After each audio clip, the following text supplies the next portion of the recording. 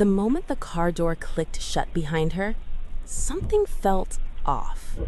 The seat was too soft, too cold, too clean. Not the worn-out fabric smell of a regular Uber.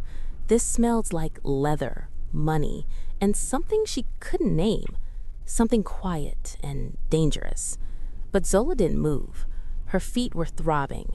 Her back had been hurting since hour 6 of a 12-hour shift, scrubbing floors, changing sheets, and pretending to smile at people who looked through her like glass. The rain outside was coming down hard, and honestly, that seat was the most comfortable thing she'd felt all week.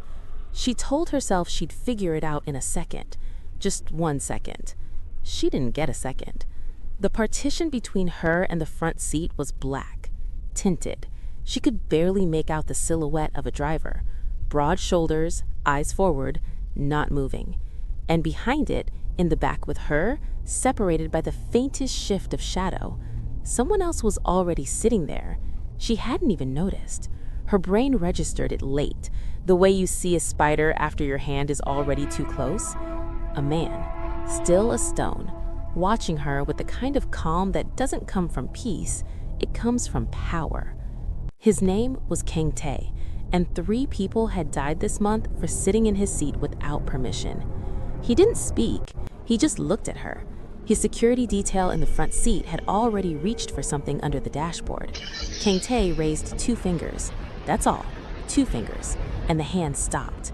The car kept moving. Rain hammered the windows. Zola's head was already drooping.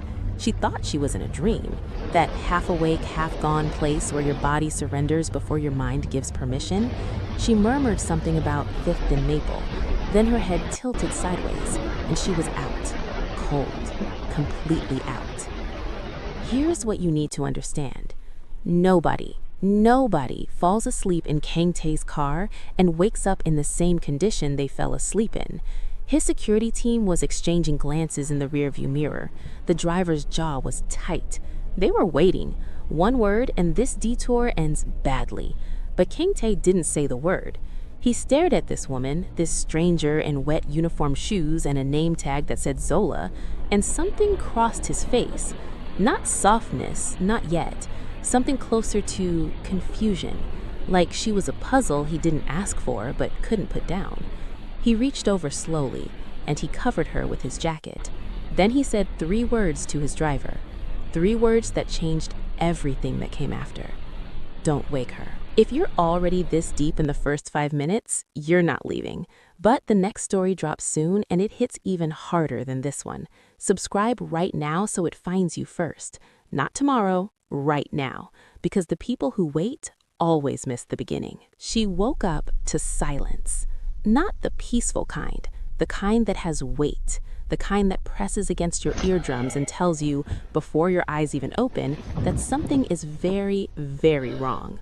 The car wasn't moving, the rain had stopped, and there was something warm draped across her shoulders that did not belong to her.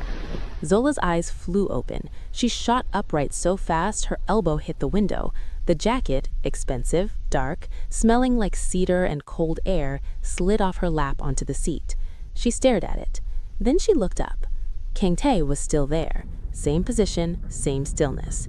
Except now he was looking at her like she was the most interesting inconvenience he'd encountered in years. He had a phone in one hand. The other rested on his knee. He didn't flinch when she gasped. He didn't apologize. He didn't explain. He just said, very quietly, "You've been asleep for 45 minutes. 45 minutes. Let that land for a second. This woman fell asleep in a stranger's car, a stranger who at this very moment had 3 armed men within shouting distance, and she slept for 45 minutes. On his shoulder. She didn't know the shoulder part yet. She'd find that out later and want to dissolve into the floor. But right now, Zola's brain was doing the math fast. Where is she? Who was this man? Why does this car cost more than her apartment? And why is she alive? Because something in the air told her survival here was not guaranteed. It was permitted. She opened her mouth. I'm so sorry. I thought this was my Uber. He finished it for her. Flat, no question mark. He already knew. His driver pulled up her app notification the moment she got in. They debated, in Korean, in the front seat, what to do with her for the first 10 minutes while she snored softly against the window. His head of security had voted to drop her at the nearest corner, quietly, quickly, no trail. Kang Tae had said nothing, just watched her sleep like someone who hadn't seen rest that honestly in a long time. He'd made his decision somewhere around minute 12. Now he tilted his head slightly and said, "Your stop is 2 blocks east. Daewon will walk you." He said it like the conversation was already over. Zola grabbed her bag. Her hands were shaking and she was furious at herself for it. She reached for the jacket to hand it back. He stopped her with a look, not a word, just a look, that said, "Keep it," without a single syllable. She stepped out into the night air, heart slamming, brain spinning. She did not look back. She thought about this every single day after. If you woke up in that car, would you have run or asked questions? Be honest in the comments. There was a gun in the jacket pocket. Black, cold, heavy in a way that felt intentional, like it had been built to remind you exactly what it was. It hit her white bathroom tiles and the sound it made was wrong. Too loud for 2 a.m., too real for a Tuesday. Zola stumbled backward into the wall, both hands up, heart slamming, staring at the floor. The contrast was almost surreal. That dark, brutal thing lying on those cheap white tiles she'd scrubbed 100 times. It just sat there, unbothered, patient, the way dangerous things always are. She'd gone through the jacket looking for a business card, a name tag, something human. Instead, she found that.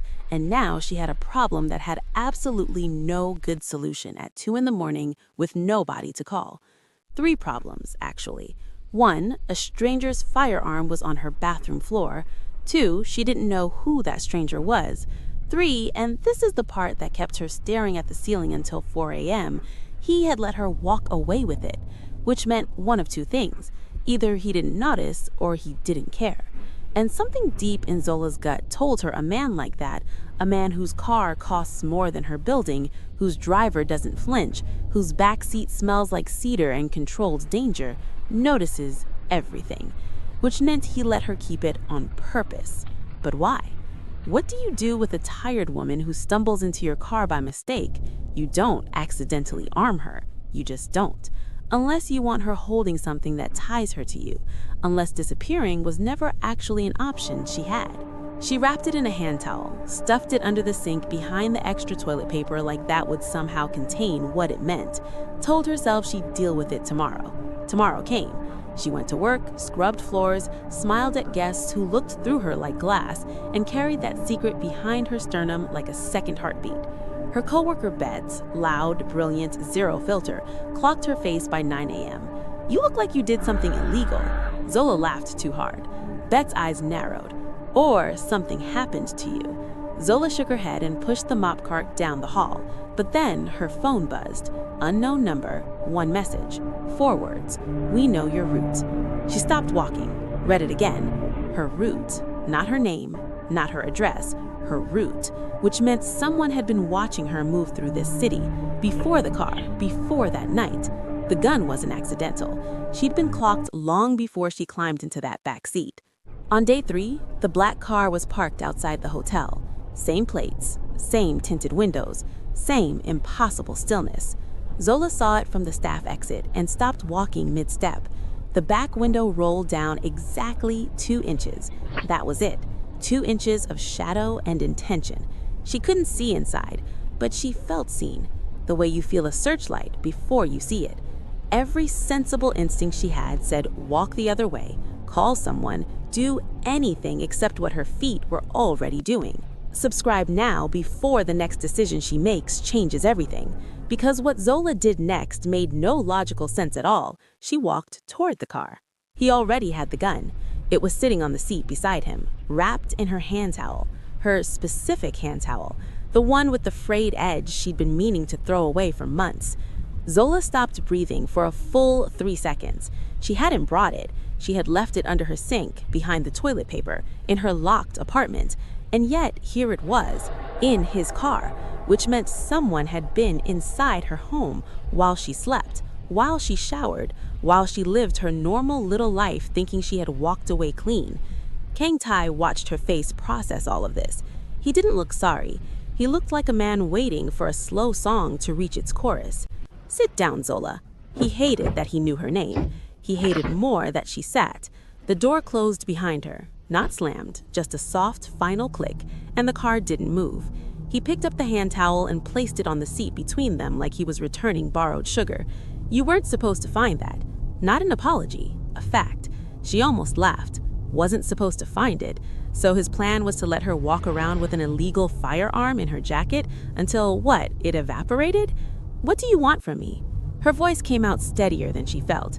He tilted his head like that was the first honest question anyone had asked him in years. What he said next, she wasn't ready for it. He wanted to hire her, not as a cleaner, not as anything she could have guessed. He pulled out a folder. Inside, photographs of a warehouse space, already converted, examination table, supply cabinets, basic medical equipment, clean, functional, sterile. His organization had 43 employees and their families. None of them could walk into a regular hospital without risking exposure of their identities, their injuries, their employer. He needed a medical professional, discreet, compensated. He'd done his research on Zola, and yes, let that sink in, he'd been researching her. She had a nursing certification she wasn't using because the hospital system had chewed her up and spat her out 18 months ago. He knew about the licensing dispute. He knew about the complaint she'd filed that went nowhere. He knew everything. The rage that moved through Zola's chest was physical, hot, like swallowing coal. Because he wasn't wrong. The system had failed her completely, professionally and financially, and now this man, this dangerous man, was sitting here offering her a way out wrapped in the most morally complicated bow she'd ever seen. She wanted to say no. Every smart instinct she had screamed no, but her bank account had $11 in it. 11. She hadn't told anyone that, not even Bet. He slid a number across the seat. Monthly. She read it twice. Then she looked up at him. He wasn't smiling. He never smiled. He just watched her, the way you watch someone standing at a door, waiting to see if they'll knock. "You have 24 hours, he said. "After that, I find someone else." He said it so calmly, like her entire life was sitting on that piece of paper between them. She said yes at hour 23, not because she stopped being afraid, not because it suddenly made sense. She said yes because she went home, opened her fridge, found half a yogurt and a Consman packet, and sat on her kitchen floor for 11 minutes doing math that kept coming out wrong. Then she called the number. One ring. He picked up like he'd been holding the phone. She said okay. He said 7 a.m. That was the whole conversation. No celebration, no relief. Just the quiet, terrible feeling of a door closing behind you that you can't reopen from the inside. The clinic was not what she expected. She had pictured something cold, concrete walls, flickering lights, the kind of place that smells like secrets and bad decisions. Instead, warm lighting, clean floors, organized supply shelves that honestly put her old hospital ward to shame. There was even a small window with a plant on the sill. A real plant. Somebody watered it regularly. That detail unsettled her more than anything else, because it meant somebody cared about this place.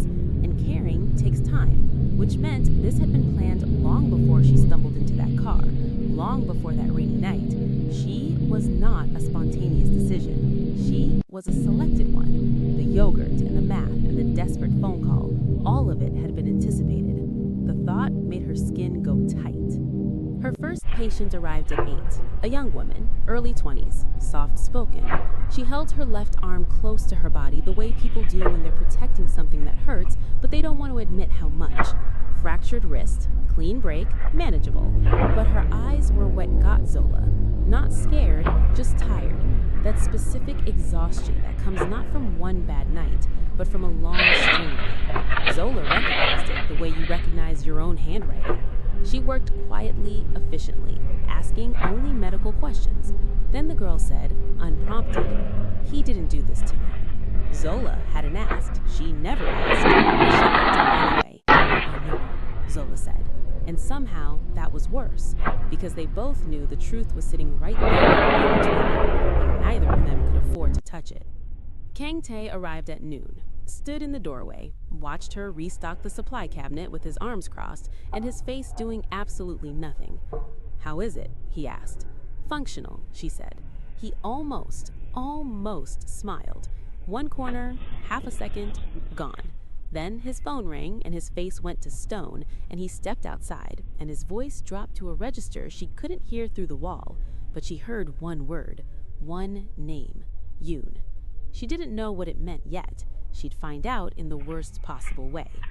3 weeks in, Zola stopped sleeping, not because of the work, because she'd started caring, and caring in a place like this is the most dangerous thing you can do. You're worried about her right now. Admit it. That feeling, that's exactly why this channel exists. Every story here is built to make you feel something real. If you're not subscribed yet, you're trusting the algorithm to bring you back. It won't always. Hit subscribe. Don't leave Zola's story to chance. He brought her food on a Tuesday and she almost cried about it. Not because it was fancy, it wasn't. It was a small container of doenjang jjigae, fermented soybean stew, still warm, wrapped in a cloth the color of pine trees. He set it on her desk without a word, without eye contact, like leaving food for someone was the most unremarkable thing in the world. Zola stared at it for a full minute after he left. Nobody had brought her food in 2 years, not since her mother got sick and stopped being the person who remembered that Zola forgot to eat when she was working. She sat down. She ate every drop. It was the best thing she'd tasted in months, and she was furious about that. Because you absolutely cannot start having feelings for someone who had a key made to your apartment without asking. That is not a meet cute. That is a black Fred. That is not a meet cute. That is a red flag wearing a cashmere coat. But here's the thing about loneliness nobody warns you about. It doesn't care about your standards. It just finds the nearest warmth and leans in. 2 weeks of lunches, 2 weeks of him arriving at noon, saying almost nothing, and somehow in that nothing, she was learning him. The way his jaw tightened before bad news, the way he held his coffee with both hands like it was the only warm thing he'd allowed himself. Small things, dangerous things. On the 15th day, she asked him directly, "What is the Yoon family?" The room temperature dropped, not dramatically, just a shift, like a cloud moving across the sun. He looked at her for a long moment. "Where did you hear that name?" "Your wall," she said. "Sound carries." Something moved behind his eyes. He set his coffee down. They are the reason this clinic exists and the reason you should not ask questions you don't need answers to. Then he stood up. Lunch was over. Her phone rang at 4 p.m. Unknown number. She picked up. Nothing. Not voicemail silence, breathing silence. Controlled, patient, the kind that wants you to know it's there. She pulled the phone from her ear and stared at the screen. 11 seconds. Then it cut. Her chest felt tight in a way that had nothing to do with the ventilation. She told herself it was a wrong number. She almost believed it. She was still convincing herself 20 minutes later when she glanced out the clinic window and saw it. A black SUV, parked directly across the street. Not Daewon's, different plates, different energy. It wasn't moving, wasn't idling, just sitting there the way a sentence sits before the period. She watched it for 3 minutes. It didn't leave. She pulled out her phone and texted Kang Tae one line. "Black SUV outside, not yours." The response came fast. "Don't go to the window again. Stay visible to no one." She stepped back from the glass. Her pulse was loud in her own ears. That night, walking to the bus stop, she felt it before she saw it, that prickling across the back of her neck on the second block. Footsteps with a rhythm slightly too close to hers. She didn't run. Running tells them you know. She walked into a convenience store, grabbed nothing, stood near the window. A man in a gray coat slowed outside. Mid-40s, clean shoes, not looking at her, which meant he was trained not to. This was not a random, opportunistic kind of person. This was someone who knew her route, her schedule, her pattern. She pulled out her phone with steady hands and texted the only number that mattered. 3 words, "Someone is outside." The response came in 11 seconds. "Don't move. Daewon is 2 minutes away." 11 seconds, like he'd been waiting, like he never stopped. She stood in that convenience store under buzzing fluorescent lights, the smell of packaged ramen and floor cleaner around her, and she understood something clearly for the first time. She had not stumbled into a dangerous situation. She had been standing in one since the moment that car door clicked shut. She just hadn't felt the full weight of it until now. The black SUV, the silent call, the gray coat outside. These were not warnings. These were introductions. And the Yoon family, whoever they were, whatever they wanted, they had just made one critical mistake. They had let her see them coming. Kang Tae was already losing blood when they brought him through the clinic door. Zola heard them before she saw them. Heavy boots, urgent Korean, the specific silence of men trying not to panic but failing at the edges. Then the door bursts open and 3 of his security team came in half carrying him, and the man who never showed anything was showing pain. His teeth were clenched, his left hand was pressed against his side. Dark, wet. She didn't freeze. Freezing is a luxury. She moved. Gloves, scissors, pressure. Her hands knew what to do even while her brain was still catching up to the fact that this was real and happening and here. Put him on the table, everyone else out. One of the men, the one called Daewon, didn't move. She looked at him exactly once. Out. He moved. Kang Tae watched her work with his eyes half open and his breathing controlled in a way that told her he'd been through pain before and learned to manage it like a budget. He didn't make a sound, not one. She cleaned, assessed, stabilized, and the whole time that terrible professional calm was running side by side with something else entirely, something she did not have the energy to name right now. You should have gone to a hospital, she said, not gently. Hospitals ask questions, he said. His voice was rougher than usual, strained at the seams. So do I, she said. He almost smiled, didn't. I know. There was something in those 2 words that sat differently than everything he'd said before, heavier, like an admission wrapped in a non-answer. It took 40 minutes. When she was done, her hands were steady, but her legs were not. She stepped back, stripped her gloves, and said the things she'd been holding in her chest since day 1. Who is trying to kill you? He was quiet long enough that she thought he'd chosen not to answer. Then, the Yoon family lost someone. They blame me. Did they have reason to? She asked it straight, no softener, no cushion. He turned his head and looked at her from the table and said yes. Just that, yes. No defense, no explanation. Just the truth, handed over like something heavy he was tired of carrying alone. She sat in the chair beside him for the next 2 hours while he slept. She told herself it was medical observation. It was not medical observation. Daewon came back at some point, stood in the doorway, looked at her sitting there, and something moved across his face. Not surprise, recognition, like he'd been watching this happen slowly and had finally seen it arrive. He left without a word. Smart man. At 3 a.m., Kang Tae opened his eyes and found her still there. He said nothing for a long time. Then, you should leave this, Zola. All of it, while you still can. She looked at him, this man who had turned her life inside out since a rainy Tuesday. Is that what you want? She asked. The silence that followed was the loudest thing she'd ever heard. She didn't leave, and somebody made her pay for it. Zola arrived at the clinic Monday morning to find the door already open. Not broken, opened, with a key. Her supply cabinet was untouched, equipment intact, nothing stolen, but on her desk, sitting perfectly centered like someone had taken their time placing it there, was a photograph. Her, walking to the convenience store the night she was followed, taken from behind, close enough that she could see the tension in her own shoulders. On the back, 4 words written in clean, unhurried handwriting, "You don't belong here." She read it twice, put it in her pocket, texted Kang Tae, then she put on her gloves and started her morning checks because her first patient arrived in 20 minutes, and fear, she had learned, does not excuse unfinished work. Kang Tae came in 40 minutes later, moving better than a man who'd lost that much blood had any right to. He looked at her face and knew immediately. She handed him the photograph without a word. Something shifted behind his eyes. Not panic, something colder and more deliberate than panic.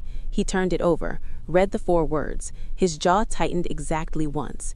"Pack only what you need tonight," he said. "You're not going back to your apartment." Zola looked at him steadily. "Kang Tae, I have a life. I have a neighbor who waters my plants when I travel. I have a mother in a care facility 40 minutes from here who expects me every Thursday. I cannot just disappear." He looked at her for a long moment. "Your mother's facility, Cedarview, yes? 3rd floor, room 14. The air left her lungs completely. He hadn't said it as a threat. That was almost worse. He said it the way you say something you've been protecting quietly for longer than anyone asked you to. Betty called at noon. Zola almost didn't answer. I need you to tell me you're okay, Betty said. No greeting, no warm-up, just that. Zola opened her mouth to say, I'm fine, the two most exhausted words in the English language, but something cracked slightly in her throat instead. Betty heard it. Where are you? Work. Which work?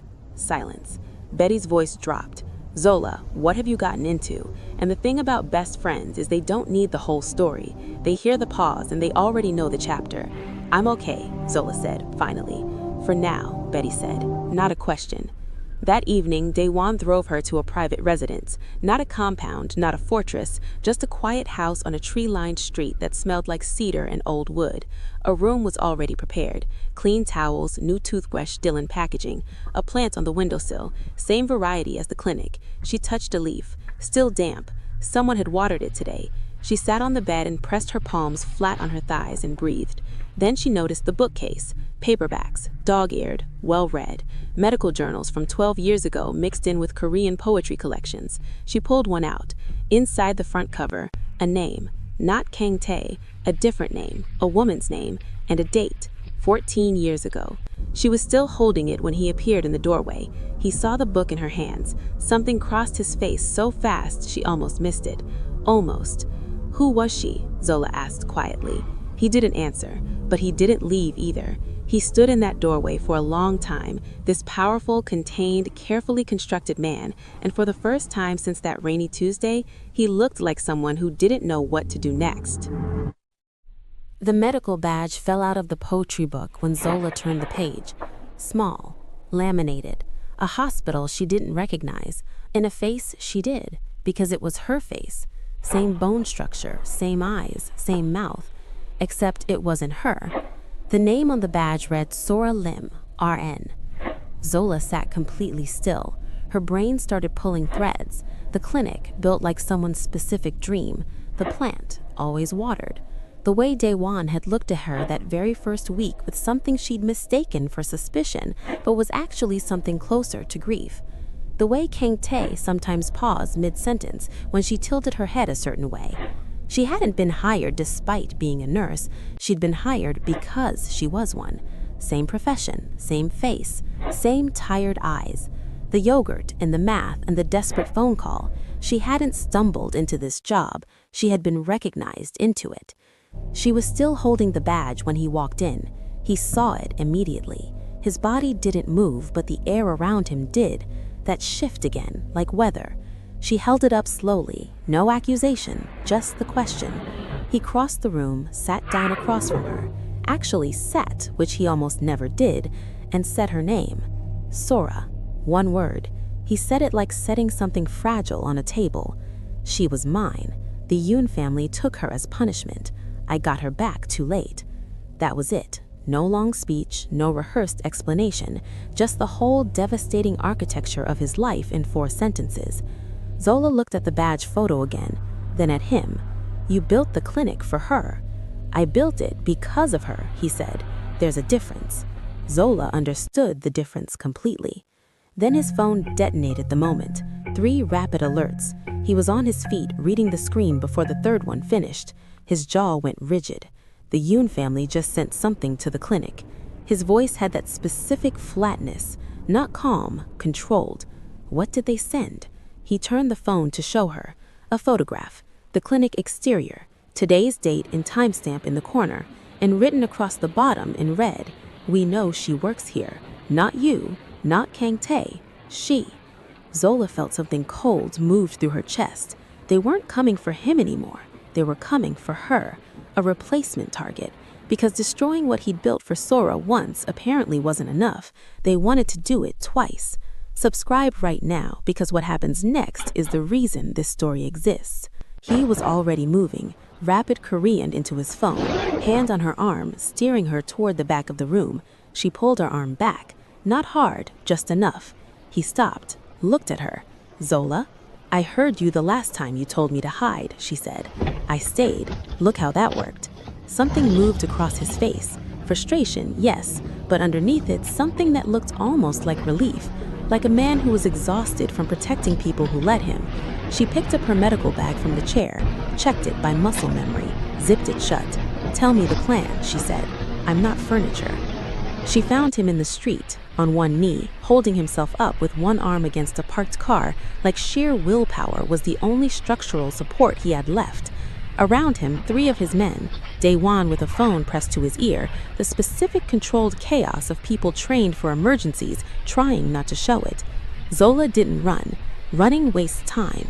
She moved fast and low and dropped beside him, and her hands were already working before her knees hit the ground. He looked at her, and something behind his eyes went from stone to something she had no word for. "You came out," he said. "I didn't tell you to." "I heard you," she said. She didn't stop working. The Yoon family had made their move, not with subtlety, with finality. This was meant to end him tonight. What they had not planned for, what nobody had planned for, was Zola, a woman they'd written off as a casualty, a maid who got in the wrong car, invisible, forgettable, inconsequential. While Kang Tae's men had been managing the threat at the front, she had come through the side, medical bag in hand, and gotten to him in the gap between their plan and its execution. Sometimes, the most dangerous person in a room is the one nobody bothered to look at. Remember that, because the Yoon family forgot it, and it cost them everything that night.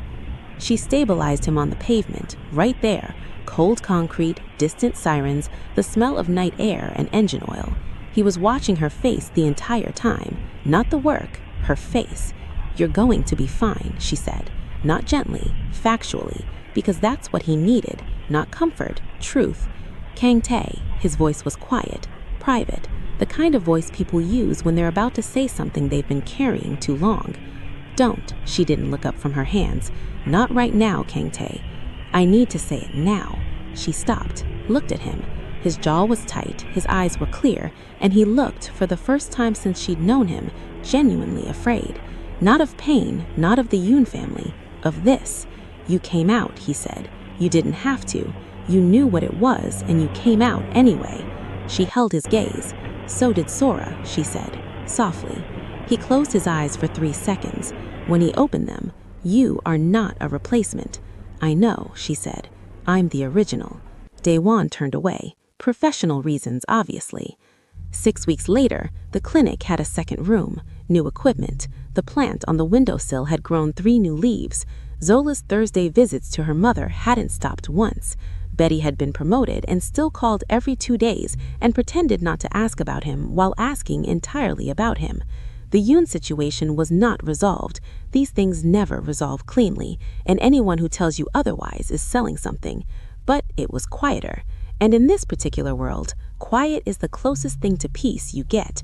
Kang Tae still brought lunch on Tuesdays, still said almost nothing, but he sat closer now, and sometimes when she was writing her notes and the room was still, she'd look up and find him watching her with the same expression he'd worn on that rainy night, that very first night, before she knew his name, before she knew his world, when she was just a tired woman in the wrong car, and he had covered her with his jacket and said 3 words that started everything. "Don't wake her." You watched a tired woman get in the wrong car and ended up watching her become someone's reason to be better. That's not an accident. That's what this channel does. Every single story. If this one lived in your chest even a little, subscribe, because the next person who gets in the wrong car, their story is already written, and it starts the moment you hit that button.